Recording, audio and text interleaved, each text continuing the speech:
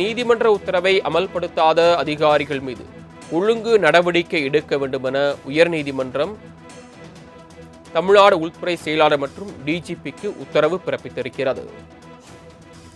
கூடுதல் விவரங்களை செய்தியாளர் கிருஷ்ணமூர்த்தி வழங்க கேட்கலாம். கிருஷ்ணமூர்த்தி, விவரங்கள். வணக்கம். சென்னை ஜார்ஜ் டவுனில் மேற்கொள்ளப்பட்டுள்ள சாலை ஆக்கிரமிப்பை அகற்ற கடந்த ஆண்டு மார்ச் மாதம் சென்னை உயர்நீதிமன்றம் உத்தரவிட்டிருந்தது. இந்த உத்தரவை அமல்படுத்தவில்லை என்று தாக்கல் செய்யப்பட்ட நீதிமன்ற அவமதிப்பு வழக்கு நீதிபதிகள் எஸ்.எம். சுப்பிரமணியம் மற்றும் நீதிபதி சி. குமரப்பன் அடங்கிய அமர்வில் இன்றைய தினம் விசாரணைக்காக வந்தது. அப்போது சென்னை பெருநகர மாநகராட்சி சார்பில் ஆஜரான வழக்கறிஞர் ஆக்கிரமிப்பை அகற்றுவதற்கு பாதுகாப்பு அளிக்க கோரி காவல்துறைக்கு 5 முறை கடிதம் எழுதியதாகவும், காவல்துறை பாதுகாப்பு அளிக்காததால் ஆக்கிரமிப்பை தங்களால் அகற்ற முடியவில்லை என்று சென்னை மாநகராட்சி தரப்பில் தெரிவிக்கப்பட்டது.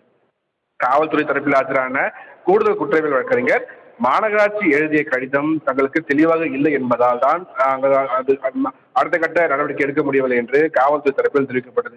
இதையடுத்து இந்த வழக்கில் உத்தரவு பிறப்பித்த நீதிபதிகள் அரசின் இரு துறைகளிடையே ஒத்துழைப்பு இல்லாமல் இருந்தால் அது பொதுமக்களை பாதிக்கும் என்று நீதிபதிகள் கூறியிருக்கிறார்கள்.